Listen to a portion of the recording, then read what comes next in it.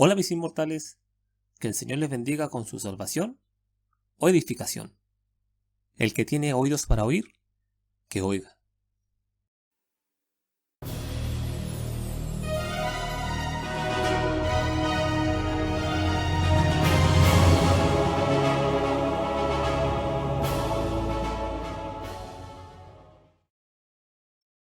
En este momento partimos con un mensaje de vida o muerte. Literalmente, me refiero al Evangelio de Jesucristo. Durante siglos y siglos, su mensaje se ha esparcido en las naciones, marcando una historia con un antes y un después.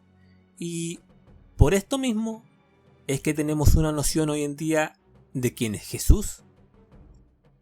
Ahora, tenemos que entender que su misión en esta tierra no fue simplemente dejarnos un mensaje reflexivo para nuestra vida diaria.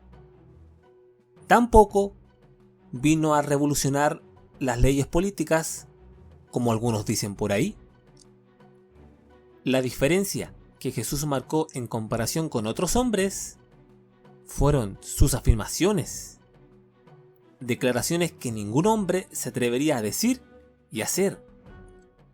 Y una de las tantas afirmaciones que más polémica trajo a la vida de Jesús fue cuando dijo que Él era Dios. Yo y el Padre, uno somos. ¿Qué ser humano en sus cabales podría llegar a decir eso? También declaró: yo soy el camino, y la verdad, y la vida. Nadie viene al Padre sino por mí. Imagínense a alguien hoy en día afirmando que es el camino verdadero, la verdad absoluta y la vida eterna, y que nadie puede conocer a Dios si no es por Él. De hecho, en un principio, ni siquiera sus discípulos entendían bien a qué venía el Señor. Felipe en una ocasión dijo: Señor, muéstranos al Padre y nos basta. Jesús le dijo: tanto tiempo hace que estoy con vosotros y no me has conocido, Felipe. El que me ha visto a mí, ha visto al Padre. Según todo lo mencionado, ya sabemos que Jesús no vino a complacer ni a compatibilizar con los hombres, sino a hacer la voluntad de Dios Padre. Porque he descendido del cielo no para hacer mi voluntad, sino la voluntad del que me envió. Por esto mismo es que existe el mensaje del Evangelio. Evangelio quiere decir buenas noticias. Pero antes de entender las buenas, debemos entender las malas. Y las malas noticias es que somos pecadores. Ahora, muchos de nosotros hemos escuchado este concepto, pero ¿qué implicancia tiene? Bueno, el pecado del ser humano es una semilla del mal que habita en nuestra alma, que nos separa de la presencia de Dios y del reino de los cielos. Por cuanto todos pecaron y están destituidos de la gloria de Dios. Muchos de nosotros, por consuelo, quisiéramos pensar que toda la gente se va al cielo a descansar, pero su palabra nos muestra de que Dios no puede dejar entrar a nadie al paraíso con pecado, ya que Él es santo por naturaleza. Y la pureza e impureza no pueden convivir juntas. Ahora, todo este impedimento ocurrió cuando nuestros primeros padres pecaron en desobediencia. En ese momento cayó la maldición del pecado a todas las generaciones. Y es por eso que cada uno de nosotros tiene que pasar por el proceso de la muerte.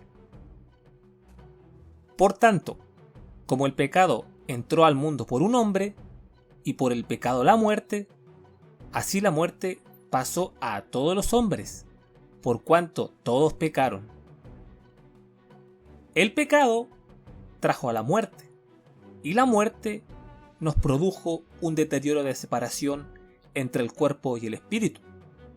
El cuerpo vuelve al polvo, y el espíritu debe regresar a Dios en algún momento.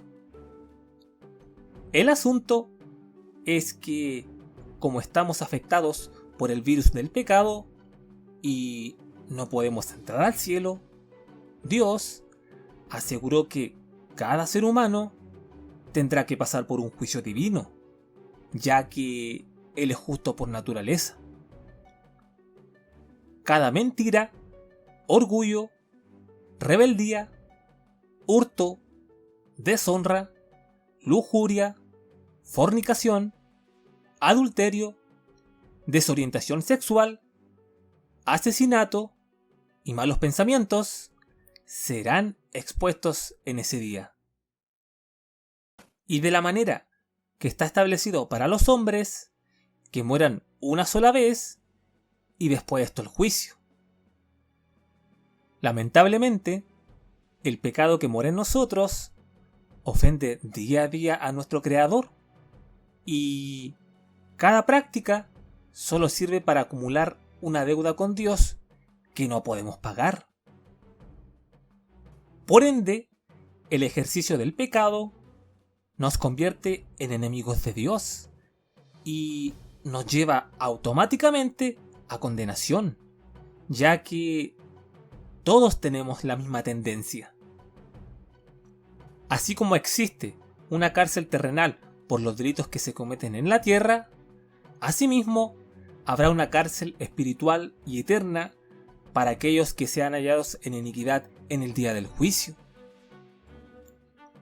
Pero los cobardes e incrédulos, los abominables y homicidas, los fornicarios y hechiceros, los idólatras y todos los mentirosos tendrán su parte en el lago que arde con fuego y azufre, que es la muerte segunda.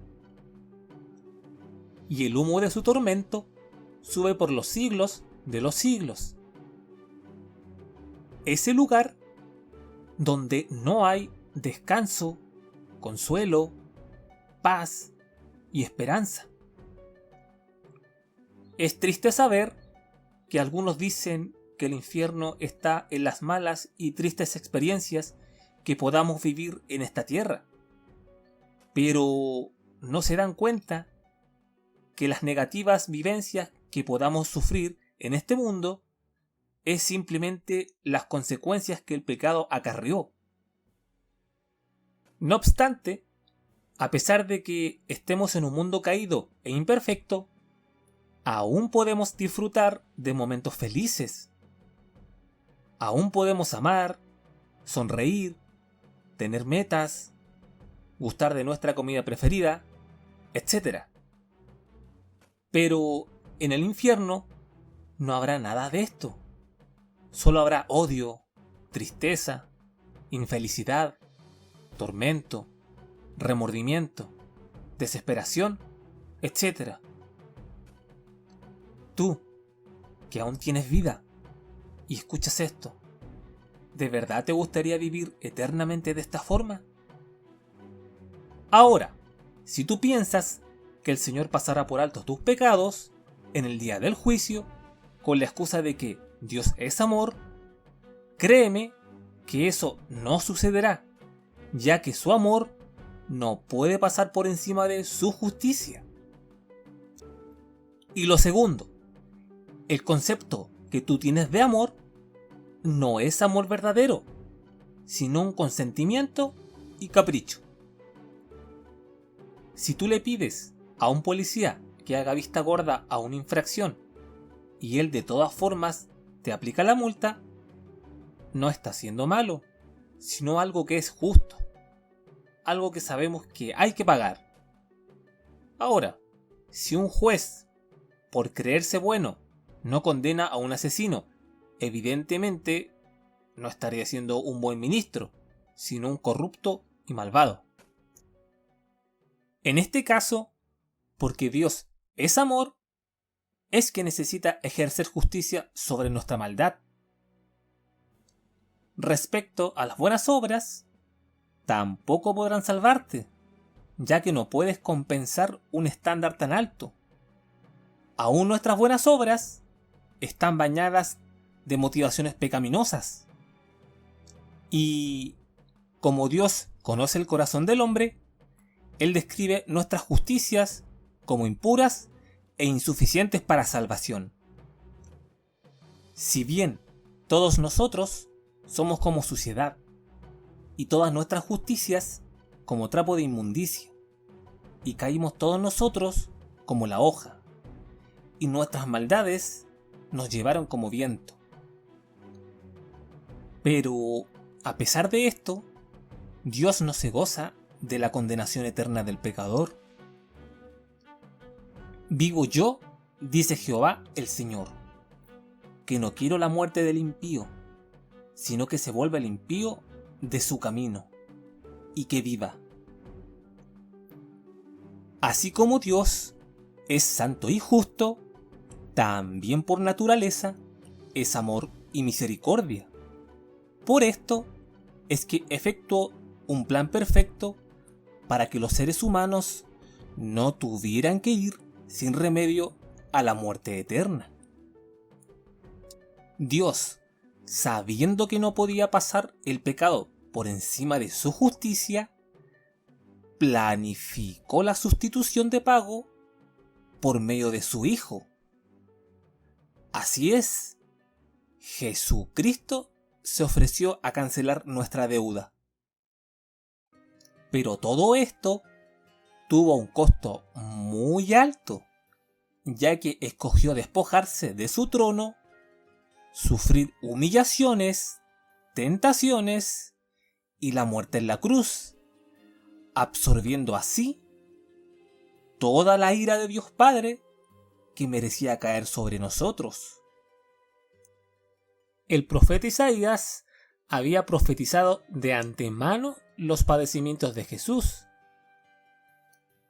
Despreciado y desechado entre los hombres, varón de dolores, experimentado en quebranto, y como que escondimos de él el rostro. Fue menospreciado y no le estimamos. Ciertamente llevó él nuestras enfermedades y sufrió nuestros dolores, y nosotros le tuvimos por azotado, por herido de Dios y abatido. Mas él herido fue por nuestras rebeliones, molido por nuestros pecados. El castigo de nuestra paz fue sobre él, y por su llaga fuimos nosotros curados. Todos nosotros nos descarriamos como ovejas, cada cual se apartó por su camino, mas Jehová cargó en él el pecado de todos nosotros. Todo esto tuvo que pasar nuestro Señor de forma injusta, pero era necesario para cumplir su objetivo y resucitar al tercer día. Es necesario que el Hijo del Hombre sea entregado en manos de hombres pecadores y que sea crucificado y resucite al tercer día. Era la única forma de poder rescatarnos de la esclavitud del pecado y del castigo eterno. Porque la paga del pecado es muerte, mas la dádiva de Dios es vida eterna en Cristo Jesús, Señor nuestro. El precio y la práctica que tiene el pecado nos lleva a condenación irremediablemente. Pero Cristo nos regala vida eterna por medio de su sacrificio. Pero ten en mente que esta salvación solo se aplicará cuando tú pongas la confianza plena en Él. Solo podrás ser salvado cuando tomes sin dudar la cuerda de vida que Dios te está arrojando. No basta simplemente en reconocer su verdad, sino en obedecerla y aferrarte. Y Él nos dice, el tiempo se ha cumplido y el reino de Dios se ha acercado. Arrepentíos y creed en el Evangelio. Si tú realmente crees en las palabras de Jesucristo y te arrepientes de tus pecados, Él te promete librarte de la condenación del infierno, justificarte en el día del juicio y entregarte vida eterna. El que oye mi palabra y cree al que me envió, tiene vida eterna y no vendrá a condenación, mas ha pasado de muerte a vida. Justificados, pues, por la fe, tenemos paz para con Dios, por medio de nuestro Señor Jesucristo. Por lo mismo, si tú pones la fe en lo que Él te está diciendo, te dará el perdón total de tus pecados, donde nunca más se acordará de ellos. Te dará una nueva vida conforme a su buena voluntad y para su gloria, y te convertirá en un nuevo ser donde puedas reflejar a Cristo. Yo soy el que borro tus rebeliones por amor de mí mismo, y no me acordaré de tus pecados. De modo que si alguno está en Cristo, nueva criatura es. Las cosas viejas pasaron, he aquí, todas son hechas nuevas. Y esta certeza te hará entender que ahora ya no eres huérfano, sino un hijo o hija de Dios. Mas a todos los que le recibieron, a los que creen en su nombre, les dio potestad de llegar a ser hijos de Dios. Y te dará lo más importante, el sello que nos identifica como su propiedad y que nos ayuda a crecer y a relacionarnos con Dios de forma personal, o sea, el Espíritu Santo. En Él también vosotros, habiendo oído la palabra de verdad, el Evangelio de vuestra salvación, y habiendo creído en Él, fuisteis sellados con el Espíritu Santo de la promesa. Y algo que no podemos olvidar, si realmente naciste de nuevo, sí o sí tendrás la necesidad de alimentarte de su palabra, fraternizar y servir con aquellos que han seguido al Señor. Mantengamos firme, sin fluctuar, la profesión de nuestra esperanza, porque fiel es el que prometió, y considerémonos unos a otros para estimularnos al amor y a las buenas obras, no dejando de congregarnos. Atesorando todas estas promesas, podrás saber que ahora tienes acceso libre para poder conversar con el Padre en oración. Así que, hermanos, teniendo libertad para entrar en el lugar santísimo por la sangre de Jesucristo. Mas tú, cuando ores, entra en tu aposento y cerrada la puerta, ora a tu Padre que está en secreto. A pesar de que tengas que pasar por la muerte en algún momento, tendrás la certeza y paz de que ahora estás reconciliado y limpia por la sangre del Cordero. Dios nos promete que en el día menos pensado vendrá a buscar y resucitar a todos aquellos que creyeron en su nombre y le siguieron. Pero del día y la hora nadie sabe, ni aun los ángeles de los cielos, sino solo mi Padre. Mas como en los días de Noé, así será la venida del Hijo del Hombre. Porque si creemos que Jesús murió y resucitó, así también traerá Dios con él a los que durmieron en Jesús. Por lo cual, os decimos esto en palabra del Señor, que nosotros que vivimos, que habremos quedado hasta la venida del Señor, no seremos delanteros a los que durmieron. Porque el mismo Señor, con aclamación, con voz de arcángel y con trompeta de Dios, descenderá del cielo, y los muertos en Cristo resucitarán primero.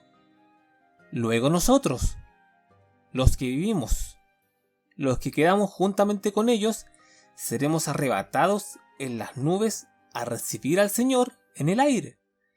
Y así estaremos siempre con el Señor. Espero de todo corazón que el Señor haya llegado a sus vidas. Suscríbanse para más contenido, comparte el video y denle like si fue de bendición. A Dios sea la gloria.